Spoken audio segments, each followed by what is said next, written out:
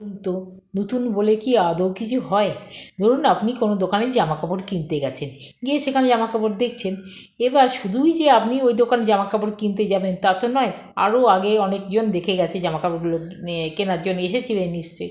তাছাড়াও সবার আগে যেটা হয়েছিল, দোকানদার কাউকে কিন্তু আগে থেকেই কিনে রেখেছিল জামাকাপড়গুলো বিক্রি করবেন বলে। এবার যেহেতু সবাই দেখে ফেলেছে, তাহলে ওটা কী করে নতুন থাকে বলুন? ওটা তো পুরনো হয়ে গেছে। আবার ধরুন আপনি কোনো একটি অচেনা বাড়িতে গেছেন কোনো কাজে। এবার সেখানকার মানুষ তো আপনার জন্যে চেনা হবে না, তারা তো আপনার কাছে নতুনই হবে, আপনিও তেমন তাদের কাছে নতুনই হবেন। তার মানে কি আপনি নতুন জন্মালেন? তা তো নয়, আপনি তো অনেক আগেই জন্মে গেছেন, আপনিও তো পুরনো।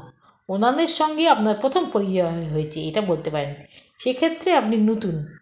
আদৌ তো আপনি অনেক দিন আগে থেকেই ছিলেন নাকি? হয়ে গেল পুরনো। দ্বিতীয়ত কী বলুন তো, আপনার সাথে হয়তো কেউ আগে খুব ভালো ব্যবহার করতো, হঠাৎ করে দেখছেন খ্যাঁচ খ্যাঁচ খিটখিট গজগজ করতে শুরু করছে।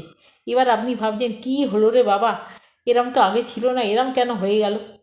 আরে এটা আগে কিছু ছিল না, এটা এরমই ছিল, আপনি বুঝতে পারেননি। এটা হচ্ছে আসল ব্যাপার, ওরমই ছিল, আপনি বুঝতে পারেননি, সেটা আপনার দোষ। তা বলে কি নতুন নতুন সে খ্যাটখ্যাট কিটকিট গজগজ করছে, আপনার কাছে প্রকাশ করেনি। ওটা আগেই ছিল, সেটা এখন প্রকাশ পাচ্ছে।